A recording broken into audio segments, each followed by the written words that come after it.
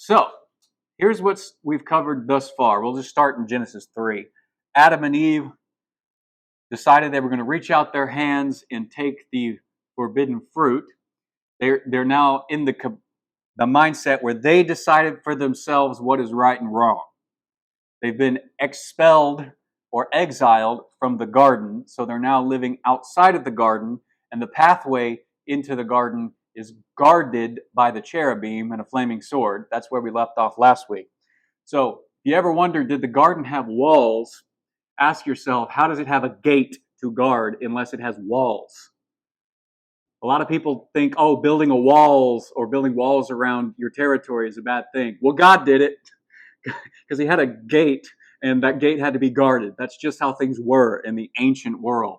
If you're going to keep chaos and disorder outside of the garden, and that was why God planted a garden,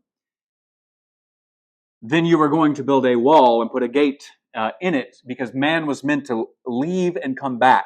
They're supposed to go out and extend the garden, but always return to the garden. Now they've been kicked out. They can't come back. They're going to go out there, multiply, and extend the garden regardless of the fact that it's going to be weak and a failure and not actually represent what God intended the garden to be.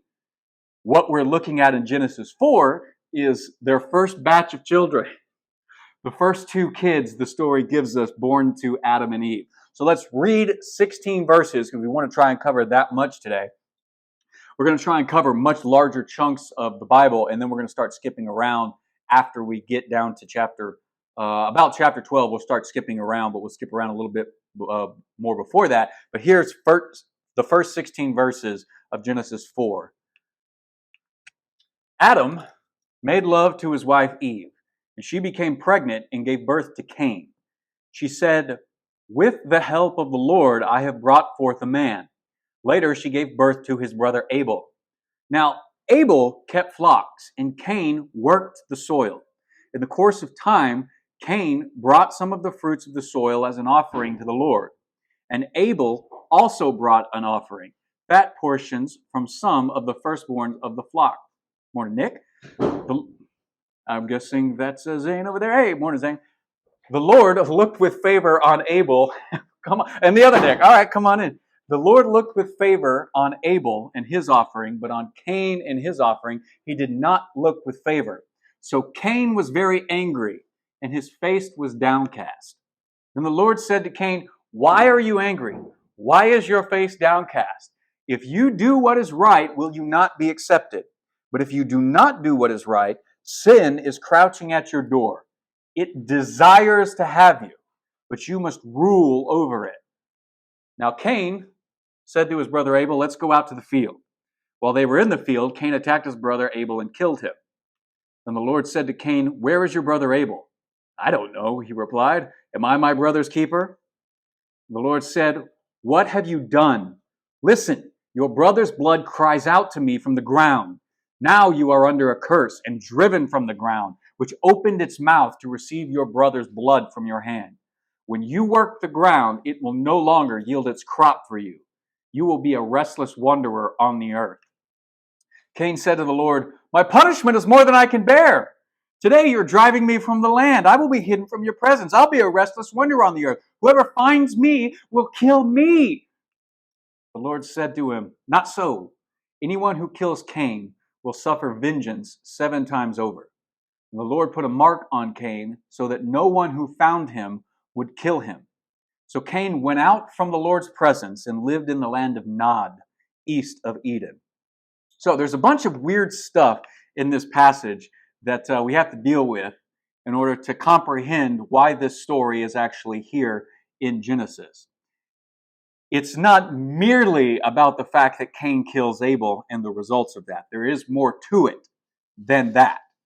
That is part of it, but there is more. The first thing to understand is why Eve reasons out and calls Cain in verse 1. This is a very odd phrase in verse 1. I have acquired a man, or brought forth a man. Cain is a name that means brought forth or acquired in Hebrew. So literally, she's saying, I have acquired a man. Yahweh. With the help of, which is how it's expanded upon in the NIV, is actually not in the Hebrew text. Translating this is really difficult because it's an obscure phrase in Hebrew.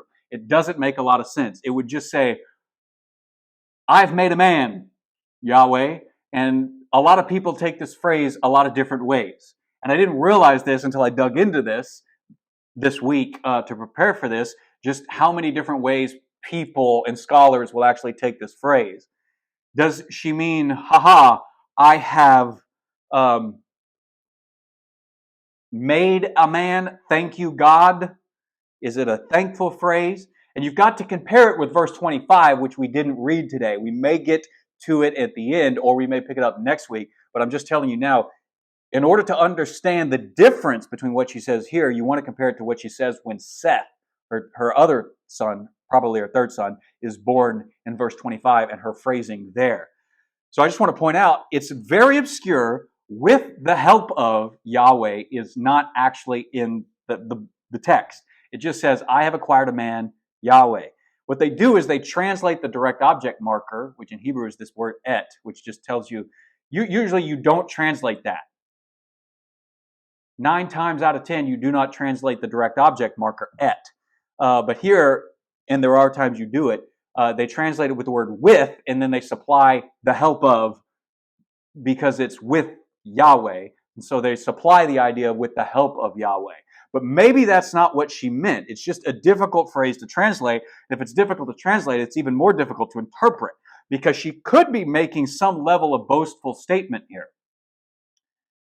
She could be boasting before God as if to say something like, I can create people, Yahweh. I acquired a man. I did it myself. Adam helped a little. But, it's her first kid. I have brought forth the seed, Yahweh.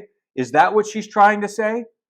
Does she expect the seed of Genesis 3:15 that we've looked at and talked about to be her firstborn son? The seed is not the word mentioned. But remember what I said about the seed. That's the promised being that will come from Adam and Eve. Is she assuming that she's brought forth that seed? If so, why doesn't she use the term? It is possible that this isn't painting Eve in the best of light. It is at least possible that she's bragging before God about being the seed-bearing mother of all the living. I don't know that that's the most accurate way, but it is a possible way. Her statement in verse 1 stands in sharp contrast to her statement in verse 25 about Yahweh granting another seed. She actually uses the term there after Cain kills Abel. And there it's actually the same Hebrew word as Genesis 3:15. More about that probably next week. We probably won't finish this up today. Perhaps she isn't boasting, but she mistakenly assumes that Cain, her firstborn son, would naturally be the seed that God promised in Genesis 3:15. Only for the author of the text to actually show us in the narrative that Cain is not the seed, but someone else will carry on the bloodline that the seed will be. That's a very real possibility. And I think this actually makes the most sense. I don't think she's boasting. I think she's almost making the assumption that Cain would naturally be the seed that God promised. This makes the most sense of just the way the ancients think, and it makes the most sense of Genesis and the overall biblical stories. So, I think here, however, her firstborn son is passed over or disqualified for the sake of a younger son receiving God's blessings instead. And so you'll find this is the pattern that plays out. In the ancient world, you expected the firstborn son to actually become the patriarchal leader of the culture and take on the responsibility of everyone's good in the society and the family.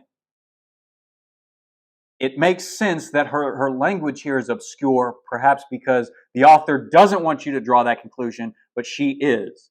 I don't know that for sure, but by the time of verse 25, she gets it right.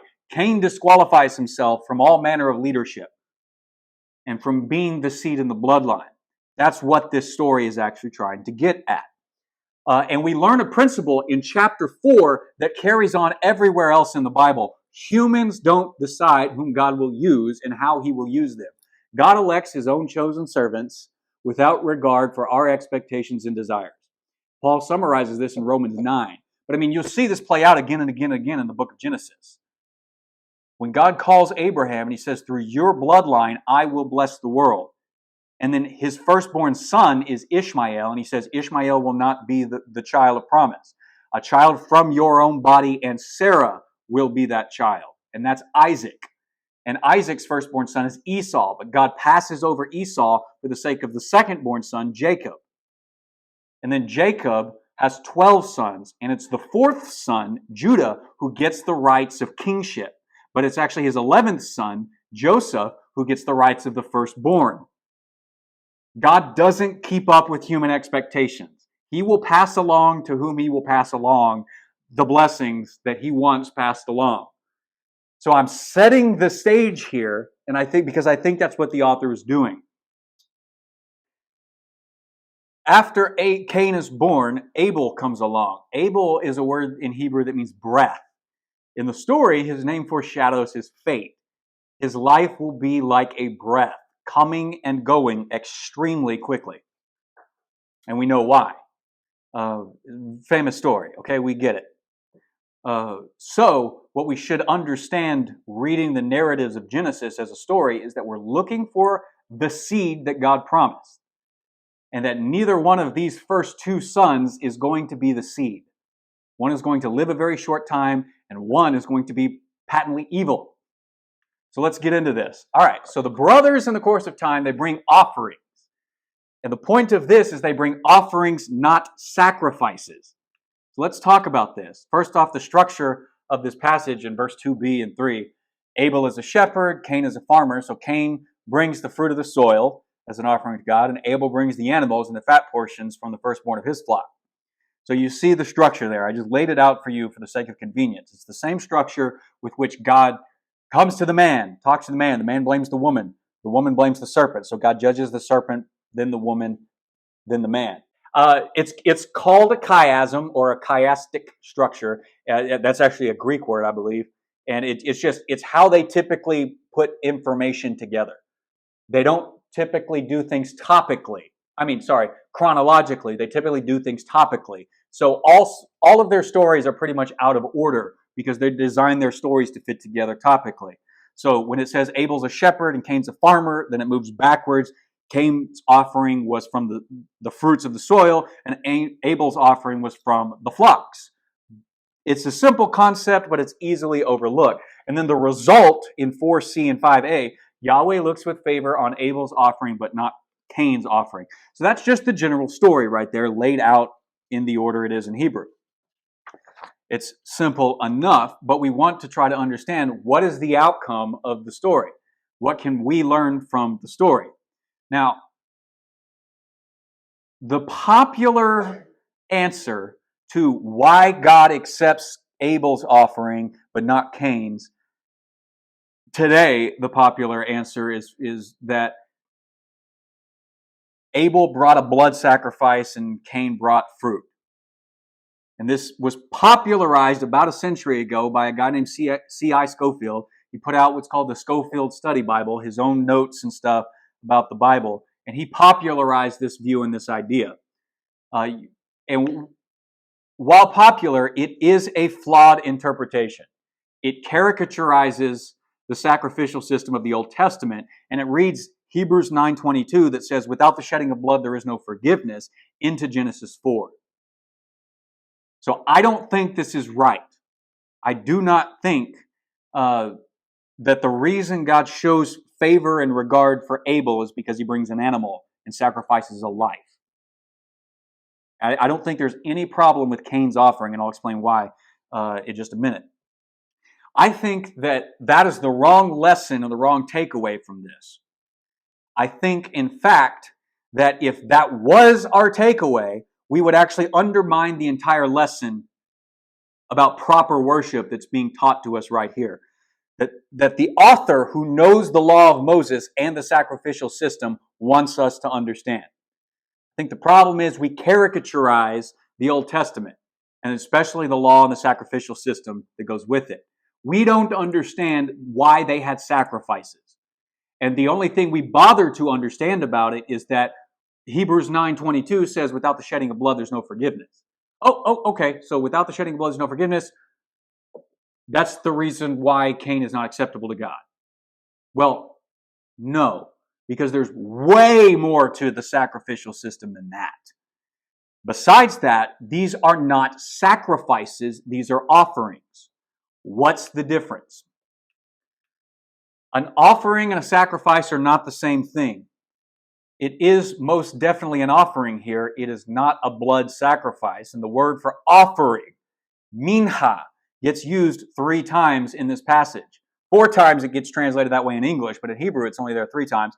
The Hebrew word for a sacrifice, which implies a blood sacrifice, is zivah. That word isn't used at all. So, this is not about atonement. This is not about paying the cost for sins. Offerings are free gifts given to God that do not require blood payments. The fact that Cain is bringing food from the harvest is not a problem. If you just read Leviticus 2, you understand that when you're bringing an offering, you can bring just about anything. You can bring money, you can bring fruit, and you can bring flesh of animals. There are stipulations for bringing any of these things, but you're allowed to bring them. Okay? So not only does Leviticus 2 call for such a thing as part of the sacrificial system in general, but there's zero mention that either one of the brothers have done anything wrong and need to pay a penalty and cover the cost of their sin. Cain hasn't sinned yet. He's got nothing that forces him under the sacrificial system to actually pay the cost of blood. If the author wanted us to contrast the fruit of the soil with the firstborn of the flock as the problem between their acceptance, then he did a bad job of calling them both offerings. He should be calling one an offering and one should be called a sacrifice. He should have called Abel's firstborn of the flock a sacrifice if that's the conclusion we're supposed to draw. He didn't do that. He doesn't want us to draw that conclusion. It was never the point that Cain isn't shown favor because he brought the wrong thing. So, what is the problem with Cain's offering? The answer is nothing. The problem is not with what he brought. The problem is with the man who brings it. So, you can bring to God, when you're offering something to God, it's not about paying the penalty for sin. Under the sacrificial system, that is a part of the sacrificial system, but an offering is something that you bring by free choice. The idea is you want to come and you want to have a meal with God, you want to spend a little time with God. So you bring the food that you want to eat with God. And there is more than just meat that you can bring. You bring an offering as a free gift, not to atone for any sin that you've committed. It's about spending time with God and sharing a meal together, not for paying the wrongs that you've committed. And so in this regard, fruit or flesh are both perfectly acceptable to bring to God, even under the law of Moses. Just read Leviticus chapter 2. So the problem here is not with the offering. The problem is just with Cain. And the story of Cain plays out what God understood about Cain, why God didn't accept Cain's offering. So it's more than just looking at what they bring. Read the entire story, which we've already done. So let's talk about this reprehensible response Cain has to his brother and not getting his way. So what happens is Cain is angry at the results not being in his favor. As it turns out, firstborn sons don't like their little brothers outshining them. Cain is upset that his little brother is seen as better than him. Remember that, because that plays into his attitude. It makes him angry. God comes along and actually tries to talk to Cain about his attitude of anger and how to go about correcting the qualities in himself so that he too can be acceptable like Abel. And what does Cain do? He rejects God's direction. He kills his little brother rather than owning up and correcting any of his own shortcomings. So rather than looking at these qualities in himself that make him unacceptable, Cain focuses on the external. That's the point here. The problem with Cain's offering is that he doesn't have a humble and contrite heart about offering things to God. Okay, this story is playing out that for Cain, it is a matter of going through ritual and expecting to get the reward, only to find out that God sees through your crap. He sees your attitude. And then you fail to achieve what you thought you were going to get automatically. God, I prayed the prayer. You owe me. God, I brought you the sacrifice. I brought you the offering. You didn't give me what I wanted. You come to God with that attitude, it doesn't matter what you bring. That's the point of the story. Cain is coming with that attitude. Abel isn't coming to get anything from God. Abel is coming just to spend some time with God. Abel has the right heart before God. Cain does not. So it doesn't matter what they bring, it matters why they bring it. And God sees through their attitudes. God sees their heart. And this is unbelievably, vitally important for the Hebrews who are reading this story to actually understand in the book of Genesis and everywhere else, because the prophets bring this up constantly to the people. They are constantly telling the people, God looks beyond the external. He understands and sees your motivations, the things going on in your heart that nobody else can see, God can see. You can't fool him. Proper worship of God means you don't hold back. And ritualistic tendencies are not going to achieve God's favor. God must be approached with the right heart inside for the actions outside to be found pleasing to him. No internal love and respect and fear of God, no outternal blessings. Or whatever you do externally to act it out doesn't count. Who cares if you're baptized? If you don't actually believe Jesus is the risen King, it doesn't matter. God's not going to honor your baptism. That's one way that we could point this out for our time and our generation. You can never please God or bring an acceptable offering to him through mechanical, ritualistic tendencies. You must possess genuine allegiance and faith in Yahweh. That's the point. So the entire story is about proper worship. Proper worship is not about bringing the right or wrong thing to God, because both of the brothers bring an acceptable offering, yet one is accepted and one is not.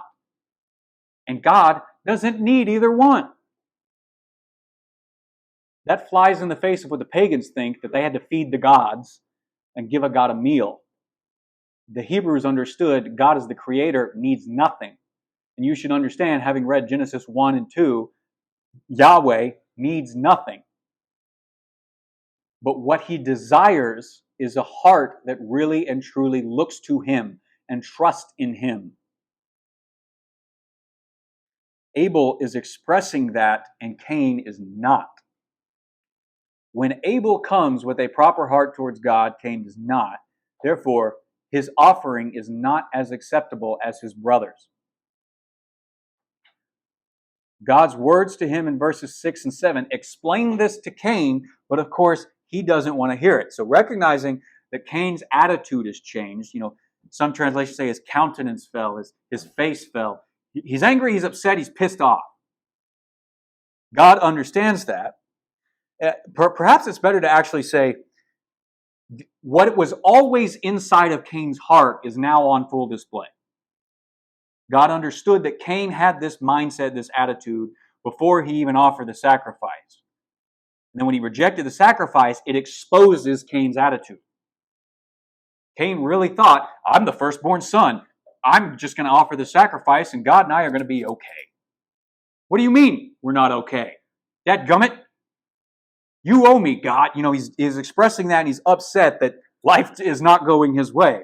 So in his exposed anger, God attempts to get him to let go of his anger in verse 7 with these words of hope and warning. Hey, you can be acceptable as like Abel. If you will just address your feelings of anger and this perceived injustice that you think you're facing, and you make the right choices, you will be acceptable. But if you instead indulge your feelings and don't address the lacking qualities within yourself, sin will rule over you and take you as a slave.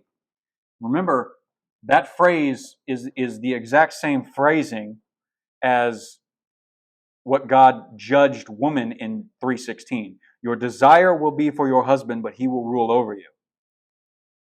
If you don't control your feelings, sin desires to master you, but you must rule over it. The picture is like sin as a kind of a demon crouching at a door, waiting for you to open the door and then come in and attack you. It's very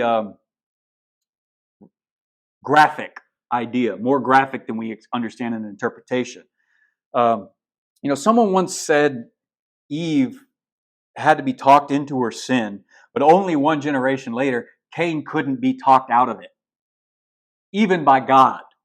And I think that's a good way to actually understand this, a good insight to the fact that Cain shows no regard for God or learning his lesson whatsoever. He goes straight out and he kills Abel in his anger with barely another thought. This story moves quickly because Cain's angry, upset, and he's not going to stop and process anything. And I think we learn this idea. If you will not rule over your feelings, you will be ruled by your feelings. If you will not control how you feel, you will always be out of control. Cain will not control his own feelings. And I think the way I picture it is Cain has the heart and the mind of a dark lord, like Sauron in Lord of the Rings or Voldemort in Harry Potter. All dark lords have one thing in common. Everything that matters is external. There's never a problem with them. It's always the rest of the people. They never address inequalities in themselves. And if you've read Harry Potter, this is like a conversation that goes on and over again about Voldemort between Harry and Dumbledore.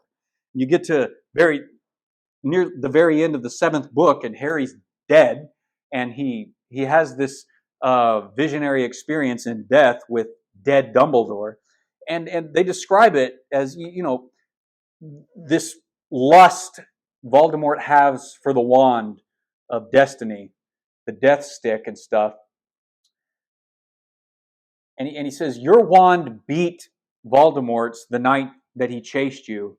And Voldemort, instead of asking, and I'm reading this actually out of the book, so Voldemort, instead of asking himself what quality it was in you that made your wand so strong, what gift you possessed that he did not, he naturally set out to find the one wand that they said would beat any other.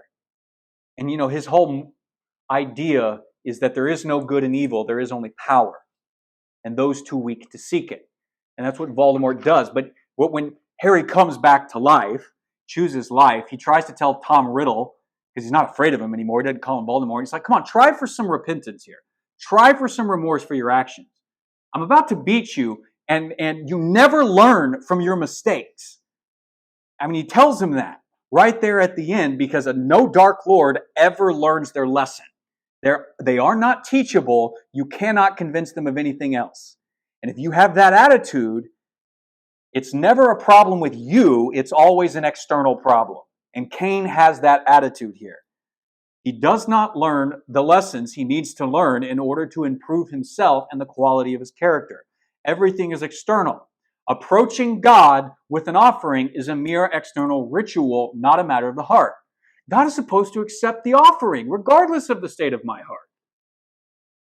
What does my heart matter? If he does the ritual, he must automatically be accepted.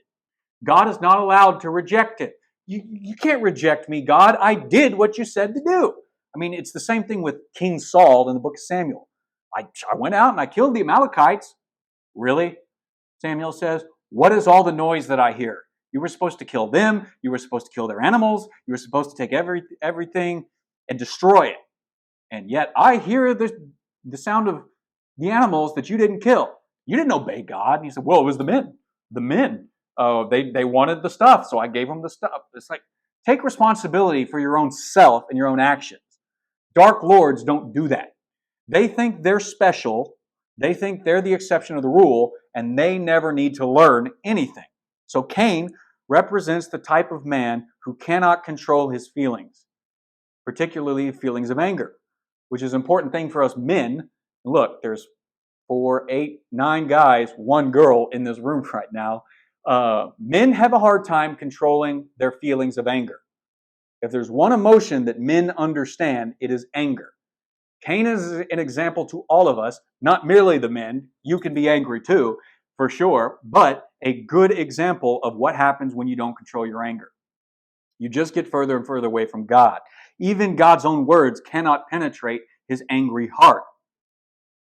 So are you and I any different from Cain? When things don't go our way, do you blame other people right away? Or do you take some time and do you think about the qualities that you might be lacking in yourself? You try to slowly and thoughtfully learn and develop the qualities and the character that you might be lacking that somebody else possesses. Maybe you go to them and you ask them, why did God actually accept you and not me? Why did God choose you and not me? And you actually start looking and working on yourself. And then you try again. God tells him, you can be acceptable. He's not shutting Cain out here for good. This is a one-time failure that Cain will turn into a lifetime of failure. Okay, so Cain doesn't show any remorse for his sins and learn his lesson. Okay, verse 9 comes along and God says, where is your brother Abel? Reflects the exact same thing when God showed up in Genesis 3. Hey, Adam, where are you?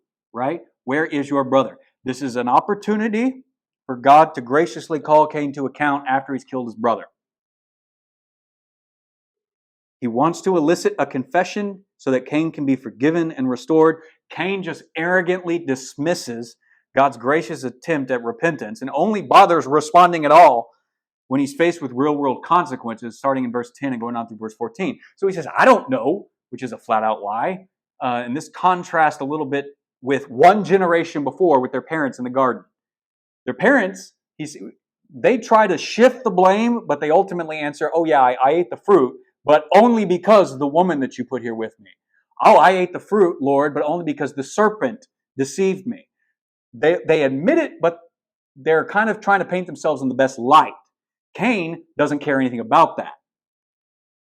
He doesn't even bother shifting the blame. He just flat out lies and says, am I my brother's keeper? And here's that Hebrew word again, shamar, guardian. Am I my brother's guardian? And if you've been reading the narrative, the ironic answer to the question is yes. You're the firstborn son. This was your responsibility to take care of your little brothers, to take care of all your younger siblings. One day, Adam is going to die. Who's going to carry on protection, service, and guardianship from the way God laid out in Genesis 2:15 down through 2:17 when God brought man to the garden? Oh, he wants the accolades. He wants the prestige. He wants the honor. He doesn't really want to be the type of man who goes out and protects his brother. He's the exact opposite. Am I my brother's keeper? Yes. Yes, you are, is the implied answer. So Cain is rejecting God-given responsibility for the good of other people in his own family. To be the firstborn means getting the good, but he's only gotten all the bad, so he's going to be bad in return. And this leads to exactly the same thing. The same pattern of events is playing out in chapter 3. We spent more time in chapter 3 discussing it so that we can move quickly through these other patterns as they show up. Judgment, curse, exile. Continuing on all over again. Nothing is hidden from God in verse 10. So justice for bloodshed demands God's actions. God wants repentance and reconciliation. But he is going to judge the sin. Now you're under a curse and driven from the land. Like his parents in chapter 3, he himself is not cursed. The language, however, is closer in construction to God's word, the words that God spoke to the serpent. When he says, cursed are you above all livestock, he actually uses a Hebrew phrase here that paints Cain as actually being further away from the judgments of Adam and Eve and closer to the judgments with the serpent. They're still right to translate this not as cursed are you from the ground, but, and some go so far as to say cursed are you from the ground, but really the idea is Cain is now more connected to the serpent than he is anybody else in the human race. Cain, instead of being the seed his mother may have thought him to be, would in fact be the seed who defeated the serpent. He's joined the serpent's side. The serpent wanted the man and the woman dead. Cain has caused the death of a human being, the first death of a human being. So Cain is pictured as being on the cosmic side of the serpent. So he cannot be the seed who's going to defeat the serpent. The opposite of blessing, he is under a curse, but not himself cursed, driven from the ground. So Cain is a farmer by trade. But now he will be cut off from his means of living because he cut off the line of Abel. He will have to find a new way to survive. This is the picture. This is the idea. This part of the judgment suggests that as a farmer, he planted a seed in the earth, his brother. This was an unlawful thing to plant, so the ground is rejecting Cain and he will no longer produce anything anymore. That's the consequences. You planted your own brother in the ground. So the ground is now rejecting you. The ground that opened its mouth to receive Abel from Cain will no longer open its mouth and receive anything else from Cain. So you understand the justice of what is going on here. God is not being arbitrary with his judgments. Continuing on, verse 12 compares to verse 13. This is where in 3:18, verse 12 compared to 3:18. The judgment of the man is the food or the ground is going to produce thorns and thistles, but is also going to produce food for you. Cain will no longer produce anything, apparently, which is a far worse judgment than what God judged in Adam in 3:18. But of course, Cain has done something far worse than Adam and Eve did. He has unjustly taken life. As a result, he can no longer be what he was. What he will be is a restless wanderer. He will be unable to plant roots anywhere because he can't maintain a living by farming. That's the idea. He has broken his connection with the ground.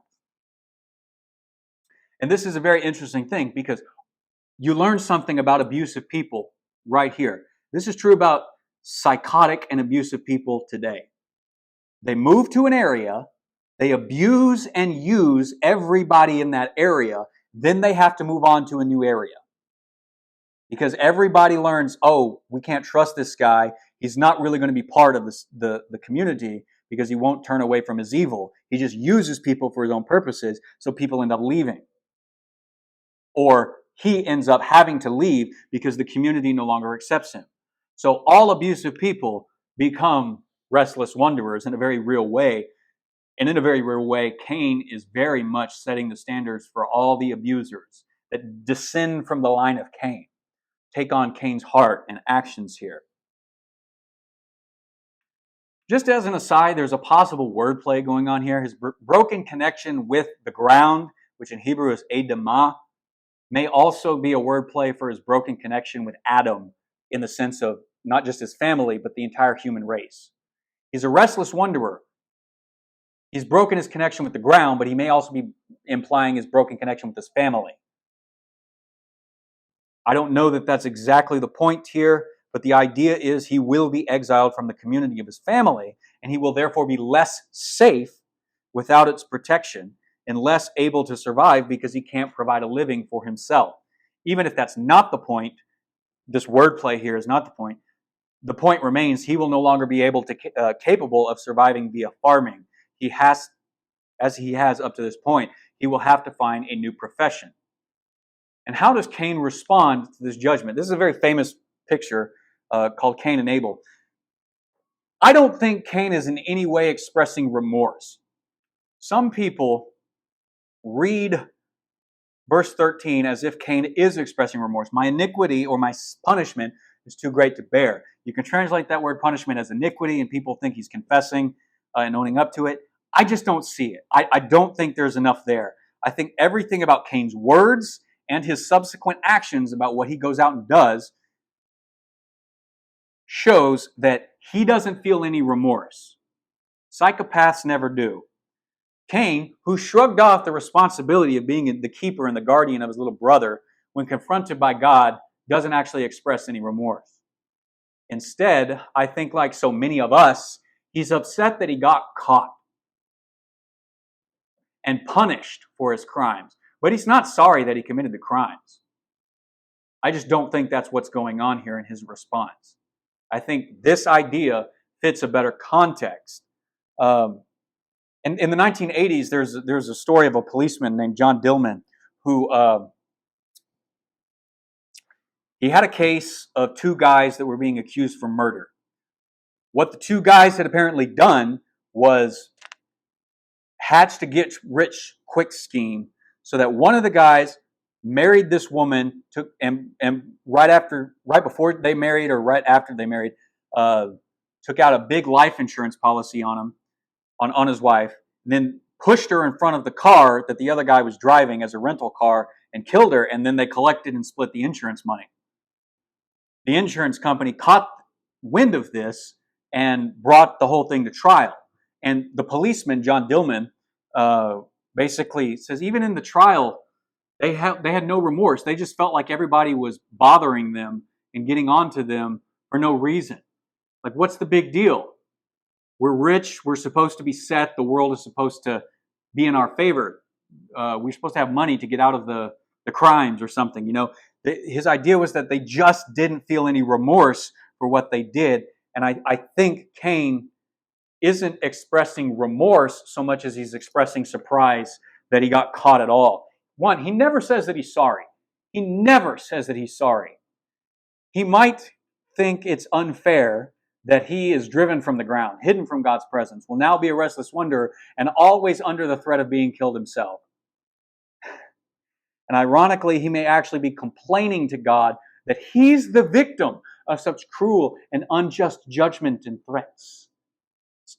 And what does God do in light of Cain's response? Does God leave him alone in his wretchedness and his consequences?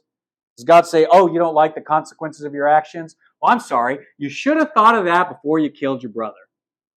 Does God have that response to Cain? No. And surprisingly enough, God is not a man, and he doesn't have a normal man's response to the evil. He has a gracious response to Cain's evil. And although God does justly judge Cain for his crimes, he also seeks to preserve Cain's life despite him being a murderer. We have to remember, reading the story, Cain is still an image bearer of God. And God is willing to take that seriously. So God responds, not so to Cain, or, very well, here's what will happen next. I think very well is probably a better translation, because this is a response to Cain's words. In parallel to Genesis 3:21, where God provides animal skins for the humans leaving the garden, he prepares Cain for exile away from his family community by providing for him the mark. Regardless of the reason why, Yahweh just simply has mercy on Cain, allowing him to live despite the fact that he took away a life. God is interested in keeping the cycle of violence Cain started from expanding out and other people actually coming and attacking Cain as a result. He wants to end the cycle of violence, so he personally provides Cain with protection via the mark. What is the mark of Cain? Don't know, don't care. It's unknown and it's unimportant. The important thing to the author here is that God is gracious to Cain, even in the midst of judgment and exile, just as God was to the humans in chapter 3. just as God will be to Israel in every subsequent story of their failings down the line, just as God is to you and I today. Regardless of the visuals, the author skips the visuals and he moves on with the story. Read Ezekiel 9 sometime. God's about to judge and slaughter a bunch of people in Jerusalem while Ezekiel's over in exile in Babylon. So Ezekiel sees this vision and he says, but wait, before the angel goes about and kills everybody, we need to put a mark on some people so that the angel doesn't kill them. Does the exact same thing there. The protection of God's grace is more important than the visuals. Cain lives, Cain thrives, and his family line continues, despite the fact that he cut off Abel from having the same opportunity. And we see this in verse 16. Cain is, when it says God went, or Cain went out from the presence of the Lord and lived in the land of Nod, this language suggests that Cain is fully and consciously abandoning God's kingly rule and going and living apart from him. It is very strong language to say he went out from the presence of the Lord. That is a big deal. Cain expresses absolutely no remorse or repentance, and he just leaves and walks away. That's the idea here. He goes to the land of Nod, which means wandering. So maybe the phrase is he went out and he wandered about east of Eden and eventually settles somewhere. East of Eden recalls 3:23 and 24, where Adam and Eve's banishment, but it's heightened. Cain's banishment is like he's going further and further away from God, and he doesn't want to come back. He doesn't bother coming back. And what happens in the land east of Eden? We didn't read this part, but we'll pick this up here next week. He builds a city, the world's first city. We'll talk about Genesis and the picture of the city motif going on. But, in Genesis, cities are not the most godly of places. They don't attract the godliest of people. They attract the kind of people like Cain and his descendants. And we'll see that starting to play out in verse 17. And what we'll do next week is we'll go through verse 17, and we'll wind our way all the way through chapter 5 with the birth of Noah. And we'll just hit 2 genealogies in one Sunday.